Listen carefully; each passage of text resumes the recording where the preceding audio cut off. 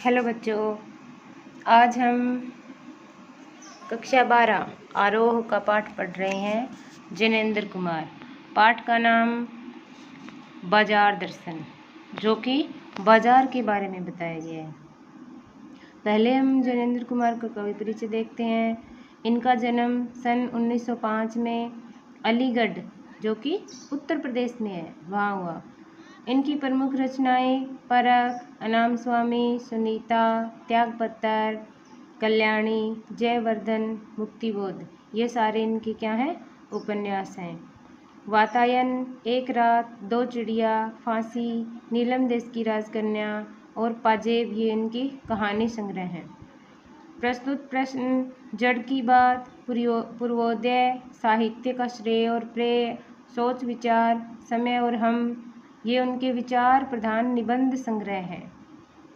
संग्रह का मतलब क्या होता है कि जो सारे निबंध है वो जहाँ पर एक जगह इकट्ठे किए गए हैं उसका नाम है निबंध संग्रह। प्रमुख पुरस्कार: साहित्य अकादमी पुरस्कार, भारत भारती सम्मान, भारत सरकार द्वारा पद्म भूषण से ये सम्मानित किए गए हैं। इनका निधन सन 1990 में हुआ। तो ये कवि परिचय था। कवि परिचय भी आता है, हमें कवि परिचय याद करना है। इनकी प्रसिद्ध पंक्तियां दी गई है कि यथार्थ को अंतिम सत्य के रूप में ओढ़कर जो अपने को विवश मान बैठता है वही तो असमर्थ है, पर जिसने स्वप्न के सत्य के दर्शन किए हैं वह यथार्थ की विकटता से कैसे निरुत्साही हो सकता है। यथार्थ क्या होता है कि जो जैसा चल रहा है वैसा ही, जो हम सामने अपने देख रहे हैं, बस उसी को अगर हमने अंतिम सत्य मान लिया और उसी के अनुसार जो हम काम कर रहे हैं, अपने आप को विवश मान रहे हैं कि जो जैसा हो रहा है वैसा होकर ही रहेगा, हम उसमें कुछ नहीं कर सकते, हम इसमें असमर्थ हैं, तो वो क्या है?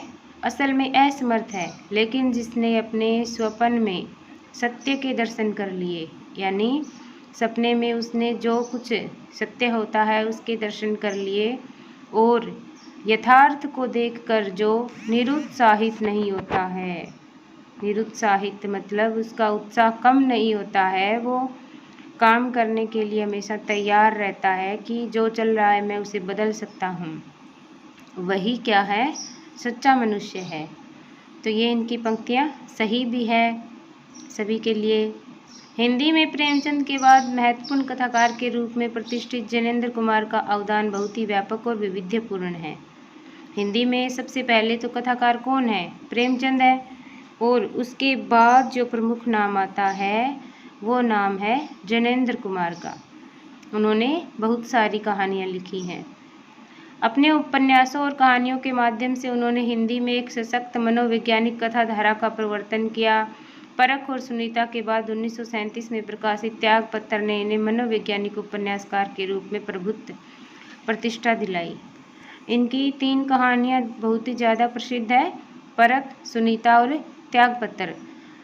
लेकिन मनोवैज्ञानिक उपन्यासकार, उनके जो उपन्यास है परख, सुनीता और त्यागपत्र 3 ही हैं। उन्होंने मनोवैज्ञानिक यानी मन के जो अपनी भावनाएं हैं उनको ध्यान में रखकर उन्होंने ये उपन्यास लिखे हैं। तो त्यागपत्र ने मनोवैज्ञानिक उपन्यासकार के रूप में इन्हें प्रतिष्ठा दिलाई, ये नाम हमें याद रखना है। इसी तरह खेल, पाजेब, नीलम देश की राजकन्या, अपना अपना भाग्य, तत्सत जैसी कहानियों को भी कालजयी रचनाओं के रूप में मान्यता मिली है। परख, सुनीता और त्यागपत्र ये तो क्या है? उपन्यास हैं, लेकिन खेल, पाजेब, नीलम देश की राजकन्या, अपना अपना भाग्य और तत्सत ये उनकी कहानियाँ हैं जो कि बहुत ही ज़्यादा प्रसिद्ध हैं। कथाकार होने के साथ जिनेंद्र की पहचान अत्यंत गंभीर चिंतक के रूप में रही है, यानी समाज में जो भी कुछ चल रहा है उसके बारे में विचार करके, चिंतन करके उसके बारे में निबंध लिखना। बहुत सरल एवं अनौपचारिक सी दिखने वाली शैली में उन्होंने समाज, राजनीति, अर्थनीति, दर्शन से संबंधित गहन प्रश्नों को सुलझाने की कोशिश की है। अपने गांधीवादी चिंतन दृष्टि का जितना सुष्ठु और सहज उपयोग वे जीवन जगत से जुड़े प्रश्नों के संदर्भ में करते हैं वह अन्यंतर दुर्लभ है। इस बात का सबूत पेश करता है कि गांधीवाद को उन्होंने कितनी गहराई से हृदयंगम किया है, यानी वो गांधी जी से बहुत ही ज़्यादा प्रेरित थे और जो उन्होंने गांधी जी से सीखा वही इनकी रचनाओं में भी झलकता है। बाजार दर्शन एक निबंध है, यानी ना तो ये कहानी है ना उपन्यास है, ये क्या है? निबंध है, जिसमें गहरी वैचारिकता और साहित्य सुलभ लालित्य का दुर्लभ संयोग देखा जा सकता है। यानी बाजार पर विचार करके उन्होंने बहुत ही सुष्ठु तरीके से, सुलभ तरीके से साहित्य का और विचारों का, दोनों का संयोग देख सकते हैं हम इसमें। हिंदी में उपभोक्तावाद एवं बाजारवाद पर व्यापक चर्चा पिछले 1-1.5 दशक पहले ही शुरू हुई है, पर कई दशक पहले लिखा गया जिनेंद्र का लेख आज भी उनकी मूल अंतर्वस्तु को समझाने के मामले में बेजोड़ है। यानी जब उन्होंने ये निबंध लिखा था तब बाजारवाद इतना फैला हुआ नहीं था, लेकिन आज के समय में ये निबंध है वो एकदम सटीक बैठता है। वे अपने परिचितों मित्रों से जुड़े अनुभव बताते हुए स्पष्ट करते हैं कि बाजार की जादुई ताकत कैसे हमें अपना गुलाम बना लेती है। अगर हम अपनी आवश्यकताओं को ठीक ठीक समझकर बाजार का उपयोग करेंगे तो उसका लाभ उठा सकते हैं, लेकिन अगर हम ज़रूरत को तय कर बाजार में जाने की बजाय इसकी चमक दमक में फंस गए तो असंतोष, तृष्णा और ईर्ष्या से घायल कर हमें सदा के लिए बेकार बना सकता है।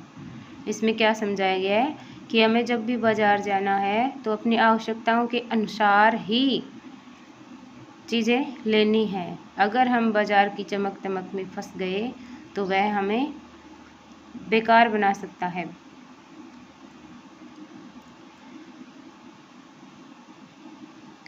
इस मूल भाव को जिनेंद्र कुमार ने भांति भांति से समझाने की कोशिश की है, कहीं दार्शनिक अंदाज में, कहीं किस्सागो की तरह, कहीं इसी क्रम में केवल बाजार का पोषण करने वाले अर्थशास्त्र को उन्होंने अनीति शास्त्र बताया है। अनीति शास्त्र किसे बताया है? कि जो केवल बाजार का पोषण करने वाले शास्त्र है ना, उसको अनीति शास्त्र बताया है, क्योंकि अनीति के विरुद्ध है बाजार दर्शन। यहाँ से ये निबंध स्टार्ट करते हैं। एक बार की बात है, मित्र बाजार तो गए थे कोई एक मामूली चीज़ लेने, पर लौटे तो एकदम बहुत से बंडल पास थे। मैंने कहा ये क्या? बोले यह जो साथ थी। उनका आशय था कि यह पत्नी की महिमा है। उस महिमा का मैं कायल हूँ। आदिकाल से इस विषय में पति से पत्नी की ही प्रमुखता प्रमाणित है, और यह व्यक्तित्व का प्रश्न नहीं, स्त्रीत्व का प्रश्न है। स्त्री माया न जोड़े तो क्या मैं जोड़ूं? फिर भी सच सच है, और वह यह है कि इस बात में पत्नी की ओट ली जाती है। मूल में एक और तत्व की महिमा से विशेष है, वह तत्व है मनी बैग, अर्थात पैसे की गर्मी या एनर्जी। अब एक बार की बात बता रहे हैं कि एक मित्र थे जिनेंद्र कुमार के, वो बाजार गए तो क्यों? कोई मामूली सी चीज़ लेने गए थे, लेकिन लेकर के बहुत सारी चीज़ें आ गए। तब जिनेंद्र जी कह रहे हैं कि मैंने उनसे पूछा कि ये क्या है, तो उन्होंने अपनी पत्नी की ओट लेते हुए कहा कि ये तो सिर्फ पत्नी की महिमा है। यानी मैंने तो कुछ नहीं लिया, पत्नी साथ थी, पत्नी ने ही लिया है। तो कवि जिनेंद्र ये कह रहे हैं कि इसमें क्या करते हैं लोग, पत्नी की तो ओट ली जाती है, क्योंकि ये स्त्री की महिमा नहीं है। क्यों है? किसकी महिमा है फिर? मनी बैग, यानी पैसे की पावर। यानी अगर अपने पास में पैसा है तो ही हम इतनी सारी चीज़ें ले सकते हैं। अगर पैसा है ही नहीं तो क्या करेंगे? हम जो चीज़ें हमें लेनी है सिर्फ वही लेके आएंगे।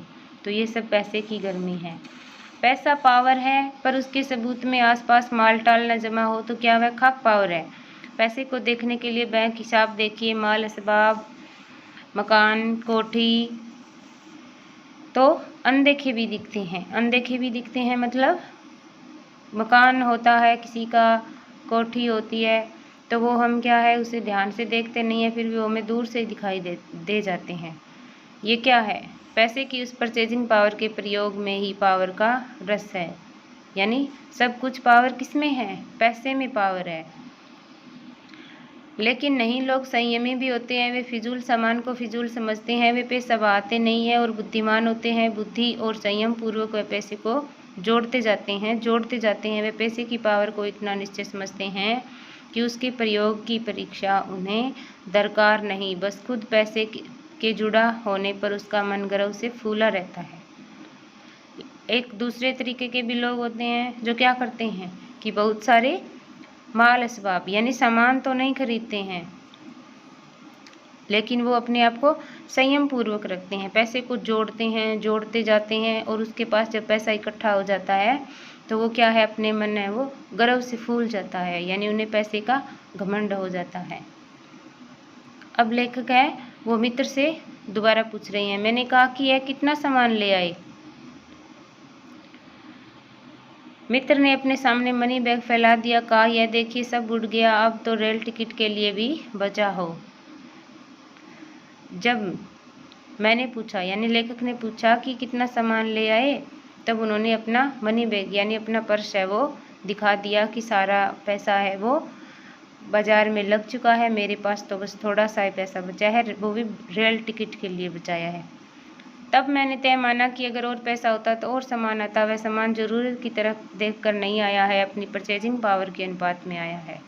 तब लेखक ये कहते हैं कि मैंने ये मान लिया कि अगर इनके पास और पैसा होता तो और सामान आता, क्योंकि उन्होंने पैसे के हिसाब से सामान खरीदा है, अपनी ज़रूरत के हिसाब से कोई सामान नहीं खरीदा है। परचेजिंग पावर यानी पैसे की पावर, खरीदने की शक्ति, परचेज करना, खरीदना।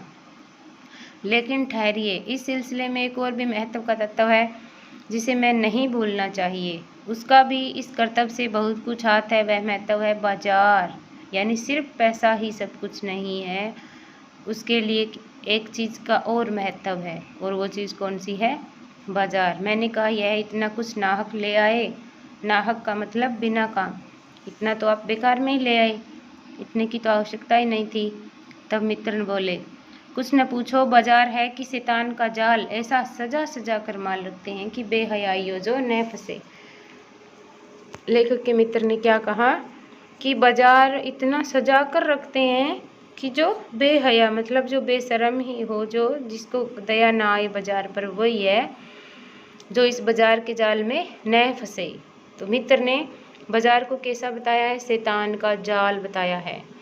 मैंने मन में कहा, लेखक अपने मन में सोच रहे हैं कि ठीक है, बाजार आमंत्रित करता है कि आओ मुझे लूटो और लूटो सब भूल जाओ, मुझे देखो मेरा रूप और किसके लिए है, मैं तुम्हारे लिए ही हूँ, नहीं कुछ चाहते हो तो भी देखने में क्या हर्ज है।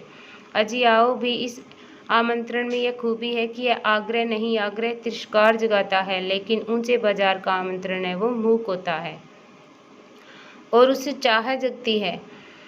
चाह का मतलब होता है अभाव। चौक बाजार में खड़े होकर आदमी को लगने लगता है कि उसके पास काफ़ी नहीं है, और चाहिए और चाहिए। मैंने यहाँ कितना परिमित है और यहाँ कितना अतुलित है। ओह, अब कवि मन में सोच रहे हैं, क्या सोच रहे हैं कि बाजार ये कह रहा है, इतना सुंदर सजाया हुआ है बाजार, वो अपने आप अपने कह रहा है। इसका आमंत्रण मूक होता है, मूक का मतलब बोले बिना। बाजार कुछ बोलता नहीं है कि आओ मुझे लूटो, लेकिन उसकी सजावट इतनी अच्छी होती है कि हम उसे देखे बिना रह ही नहीं पाते।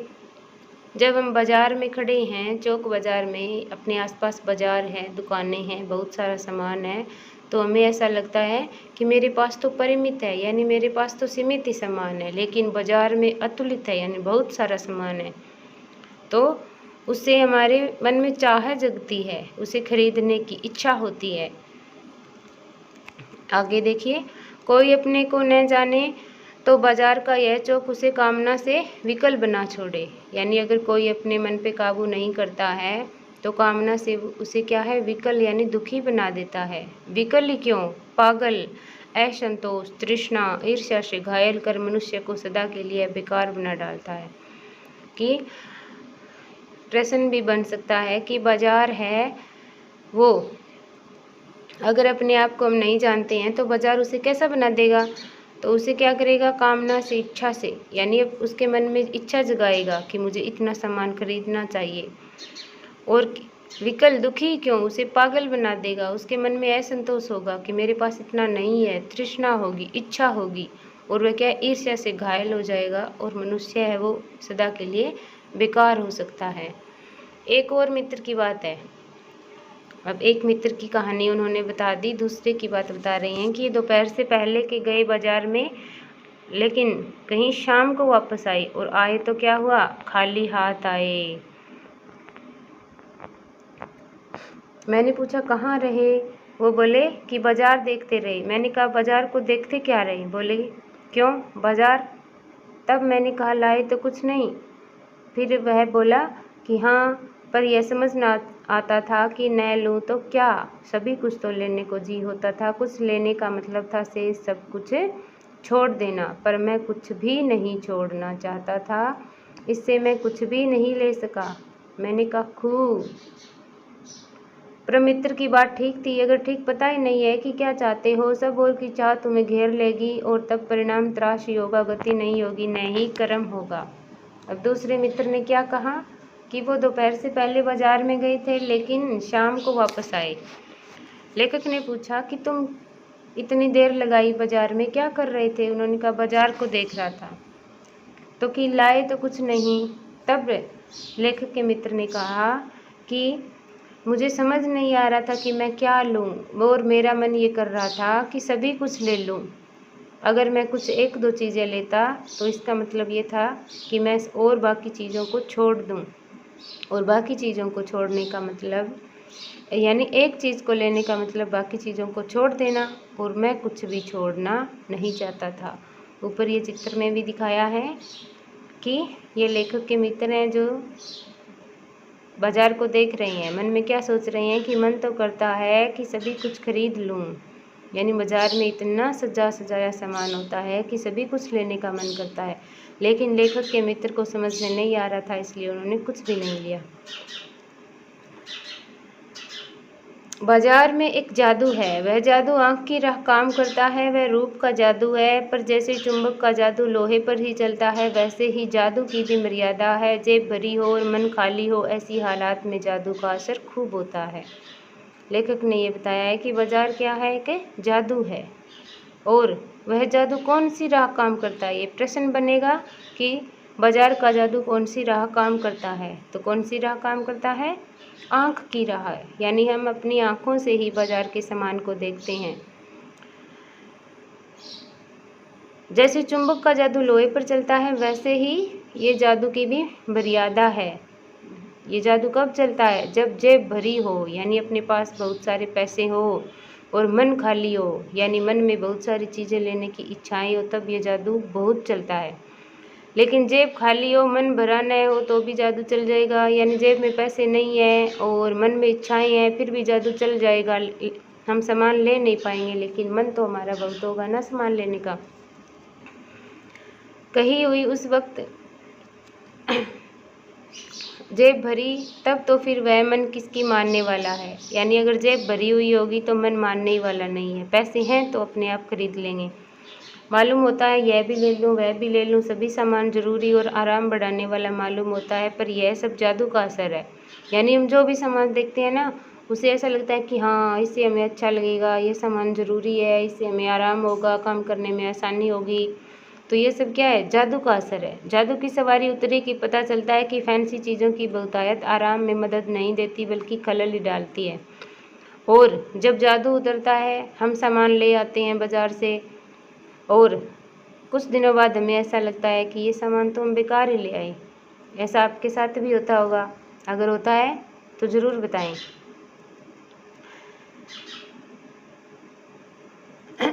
थोड़ी देर को स्वाभिमान को ज़रूर सेंक मिल जाती है, पर इसे अभिमान की गिल्टी की खुराक ही मिलती है। जकड़ रेशमी डोरी की हो तो रेशम के स्पर्श के मुलायम के कारण क्या वह कम जकड़ होगी?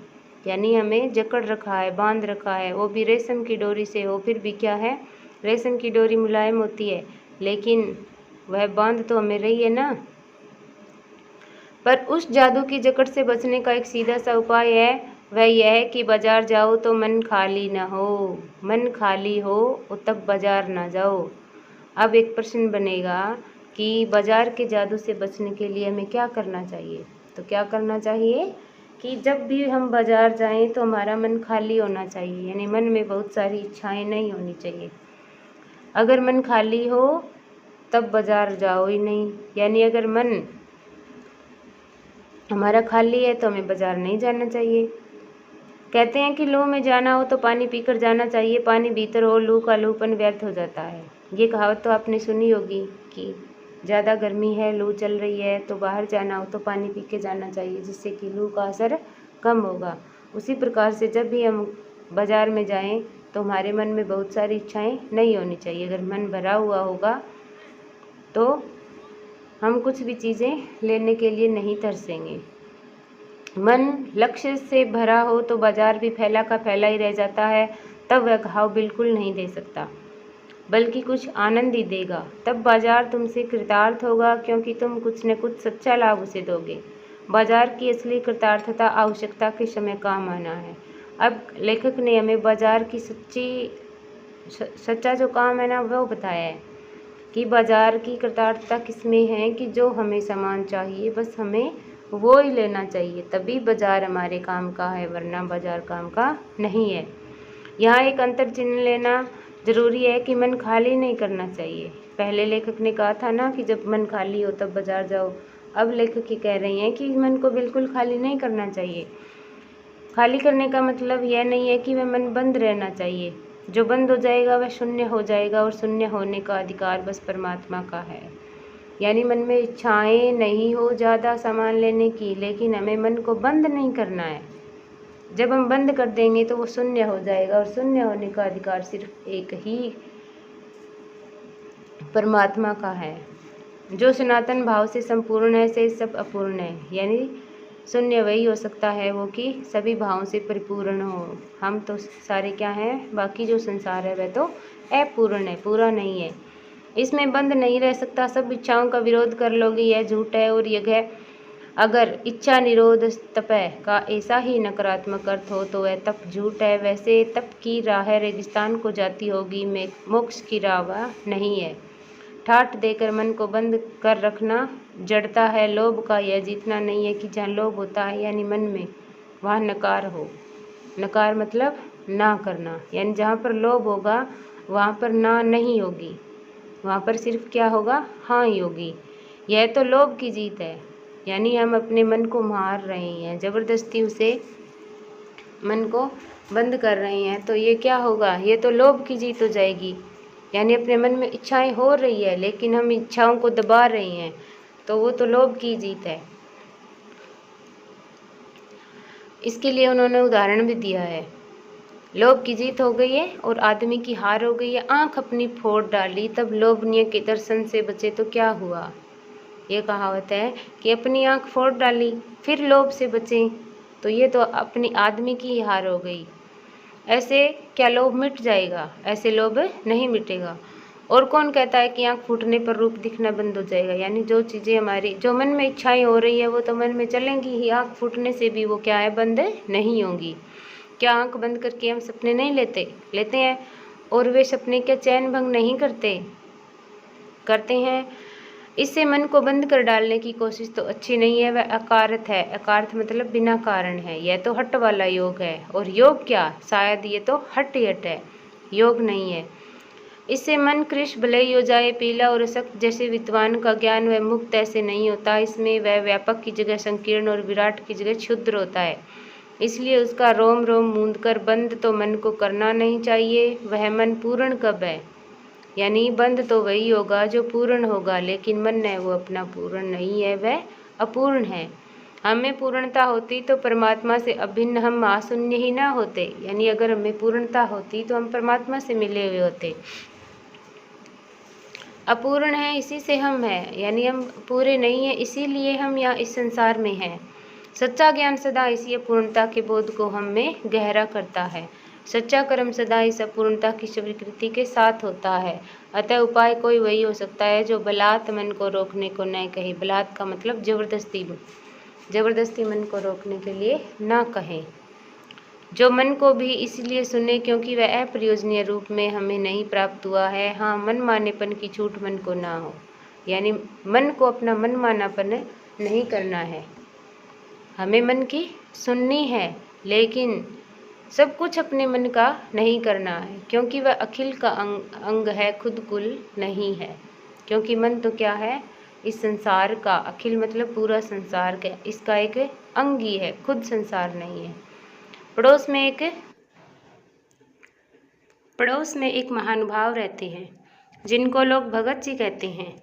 वो चूर्ण बेचते हैं। यह काम करते जाने उन्हें कितने वर्ष हो गए, लेकिन किसी एक भी दिन चूरण से उन्होंने 6 आने पैसे से ज़्यादा नहीं कमाए, यानी वो सिर्फ 6 आने ही कमाते हैं।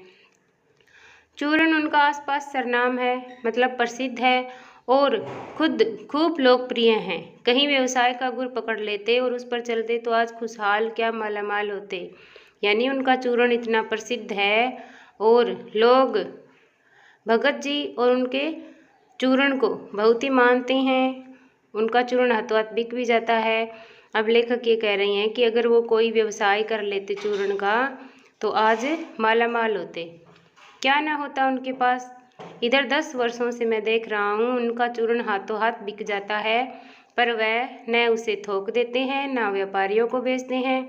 पेशगी ऑर्डर कोई लेते नहीं। बंदे वक्त पर अपनी चूर्ण की पेटी लेकर घर से बाहर हुए नहीं कि देखते ही देखते 6 आने की कमाई उनकी हो जाती है। लोग उनका चूर्ण लेने को उत्सुक जो रहते हैं, चूर्ण से भी अधिक शायद वह भगत जी के प्रति अपनी सद्भावना का देय देने को उत्सुक रहते हैं। पर 6 आने पूरे हुए नहीं कि भगत जी बाकी चूर्ण बालकों को मुफ्त में बांट देते हैं। कभी ऐसा भी नहीं हुआ कि कोई उन्हें 25वां पैसा भी दे सके। कभी चूर्ण में लापरवाही नहीं हुई और कभी रोग होता भी मैंने उन्हें नहीं देखा। यानी उनके पास इतनी ज़्यादा जानकारी थी और उनका चूर्ण वो दवा की तरह काम करता था, लेकिन फिर भी वो सिर्फ उसे बेचकर अपनी ज़रूरतें ही पूरी करते थे। उससे कोई ज़्यादा पैसा कमाना वो नहीं चाहते थे। और तो नहीं, लेकिन इतना मुझे निश्चय मालूम होता है कि इन चूर्ण वाले भगत जी पर बाजार का जादू नहीं चल सकता। कहीं आप भूल कर न बैठिएगा। इन पंक्तियों को लिखने वाला मैं चूर्ण नहीं बेचता हूँ। लेखक अपने बारे में कह रहे हैं कि मैं इन पंक्तियों को लिख रहा हूँ लेकिन मैं चूर्ण नहीं बेचता हूँ। जी नहीं, ऐसी हल्की बात भी न सोचिएगा। यह समझिएगा कि लेख के किसी भी मान्य पाठक से उस चूर्ण वाले को श्रेष्ठ बताने की हिम्मत कर सकता हूँ। यानी मैं क्या है, चूर्ण वाले को श्रेष्ठ बताने की हिम्मत कर सकता हूँ क्योंकि वह संतोषी हैं। क्या जाने उस भोले आदमी को अक्षर ज्ञान तक भी है या नहीं, और बड़ी बातें तो उसे क्या ही मालूम होंगी, और हम आप न जाने कितनी बड़ी बड़ी बातें जानते हैं। इससे यह तो हो सकता है कि वह चूर्ण वाला भगत हम लोगों के सामने एकदम नाचीज आदमी हो।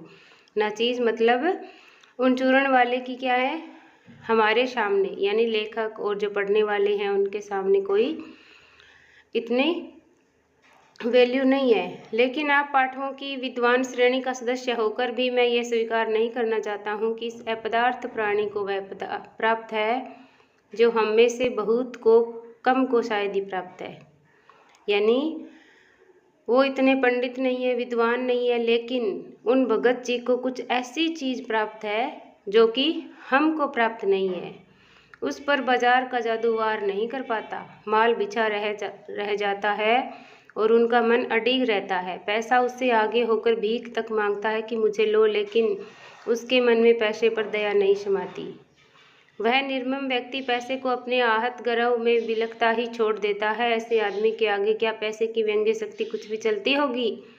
क्या वह शक्ति कुंठित रहकर शैलज ही न हो जाती होगी? यानी भगत जी को किसी भी प्रकार का कोई लालच नहीं है पैसे के प्रति। पैसे की व्यंग्य शक्ति सुनिए, वह दारुण है। मैं पैदल चल रहा हूँ कि पास ही धूल उड़ाती निकल गई मोटर।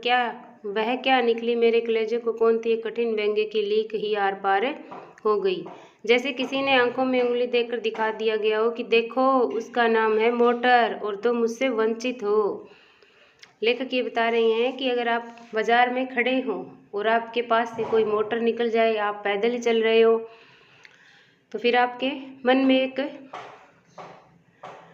व्यंग्य होगा, और वो क्या होगा कि ऐसी मोटर मेरे पास होनी चाहिए। जब हम दूसरों के पास कोई अपने से ज़्यादा बड़ी चीज़ें या अच्छी चीज़ें देखते हैं तो मन में होता ही है, ये स्वाभाविक है। लेकिन भगत जी ऐसे बिल्कुल भी नहीं है। यह मुझे अपनी ऐसी विडंबना मालूम होती है कि बस पूछिए नहीं। मैं सोचने को आता हूँ कि हाँ, ये ही माँ बाप रह गए थे जिनके यहाँ में जन्म लेने को था। क्यों न मैं मोटर वालों के यहाँ हुआ। उस व्यंग्य में इतनी शक्ति है कि जरा से मुझे अपने सगों के प्रति कृतघ्न कर डालती है। कृतघ्न का मतलब होता है कि ये गए उपकार को न मानने वाला। यानी परिवार वाले अपने बच्चों के लिए सब कुछ करते हैं, लेकिन अगर वो गरीब हो और किसी अमीर व्यक्ति को देखे तो लोग सोचते हैं कि क्यों न मैं भी अमीरों के यहाँ पैदा हुआ होता।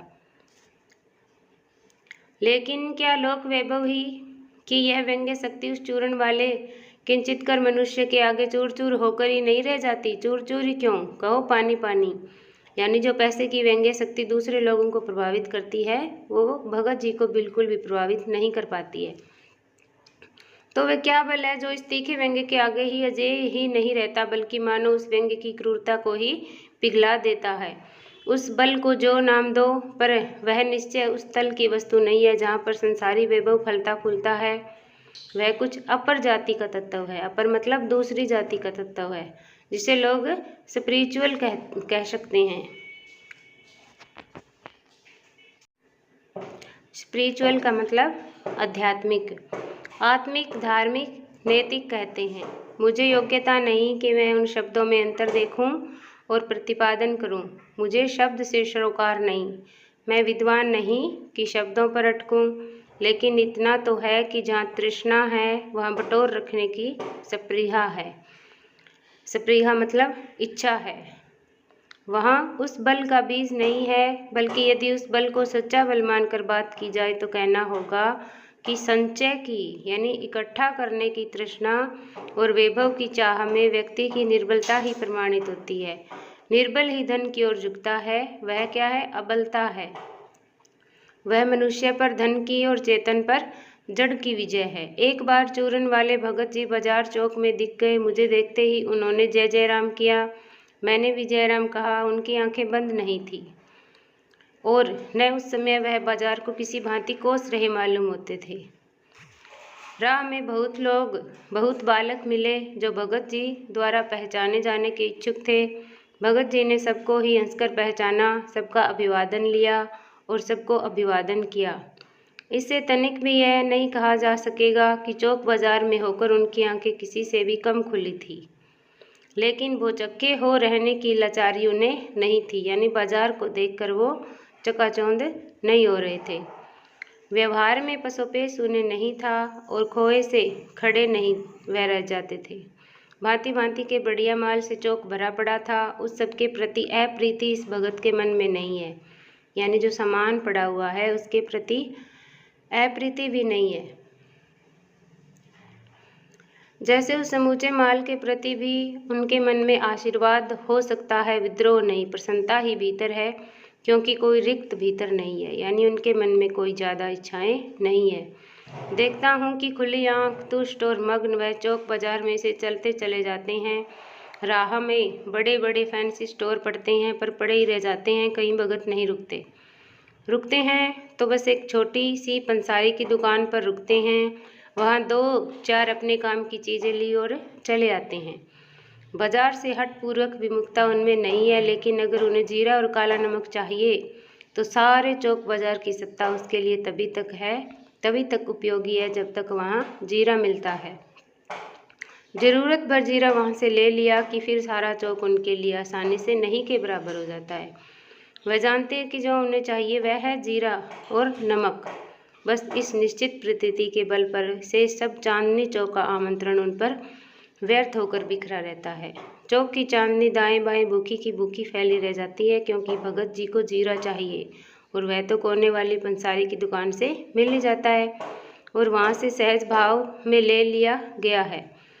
इसके आगे आसपास अगर चांदनी बिछी रहती है तो बड़ी खुशी से बिछी रहे। भगत जी से बेचारी का कल्याण ही चाहते हैं। लेखक ये कहना चाहते हैं कि भगत जी को पता है कि उन्हें क्या लेना है, और जिसको पता होता है कि क्या लेना है तो उस पर बाजार के जादू का प्रभाव नहीं पड़ता है। यह मुझे ज्ञात होता है कि बाजार की सार्थकता भी ही मनुष्य देता है, जो जानता है कि वह क्या चाहता है, और जो नहीं जानते कि वे क्या चाहते हैं अपनी परचेजिंग पावर के गर्व में अपने पैसे से केवल एक विनाशक शक्ति, शैतानी शक्ति और व्यंग्य की शक्ति ही बाजार को देते हैं। न तो वे बाजार से लाभ उठा सकते हैं, न उस बाजार को सच्चा लाभ दे सकते हैं। वे लोग बाजार का सिर्फ बाजारूपन ही बढ़ाते हैं, जिसका मतलब है कि कपट बढ़ाते हैं, और कपट की बढ़ती का मतलब है संसार में सद्भाव की घटी। इस सद्भाव के हाश पर आदमी आपस में भाई भाई और सुहृदय और पड़ोसी फिर रह ही नहीं जाते हैं और आपस में कोरे ग्राहक और बेचने वाले की तरह ही व्यवहार करते हैं, मानो दोनों एक दूसरे को ठगने की घात में लगे रहते हैं। ग्राहक ये सोचता है कि मैं दुकानदार से कम पैसों में सामान ले लूं और दुकान वाला सोचता है कि मैं ग्राहक से ज़्यादा पैसे वसूल कर लूं। तो दोनों एक दूसरे को बस ठगने की घात में लगे रहते हैं। एक की हानि होने का मतलब है दूसरे का लाभ, यानी अगर ग्राहक को हानि होगी तो दुकानदार को लाभ होगा और दुकानदार को हानि होगी तो ग्राहक को लाभ होगा। और यह बाजार का बल्कि इतिहास का सत्य माना जाता है। ऐसे बाजार को बीच में लेकर लोगों में आवश्यकताओं का आदान प्रदान नहीं होता बल्कि शोषण होने लगता है, तब कपट सफल होता है। निष्कपट है वो शिकार होता है, यानी अगर ऐसे ही बाजार से काम लिया जा रहा है तो जो कपट नहीं करते हैं उनका तो शोषण होने लगता है और जो कपट करते हैं वो सफल हो जाते हैं। ऐसे बाजार मानवता के लिए विडंबना है और जो ऐसे बाजार का पोषण करता है, जो उसका शास्त्र बना हुआ है, वह अर्थशास्त्र सरासर औंधा है और मायावी शास्त्र है और वह अर्थशास्त्र अनीति शास्त्र है। यानी ऐसे बाजार को बाजारूपन बढ़ाने वाला जो शास्त्र है वो क्या है? अनीति शास्त्र है, उसमें बिल्कुल भी नीति नहीं है।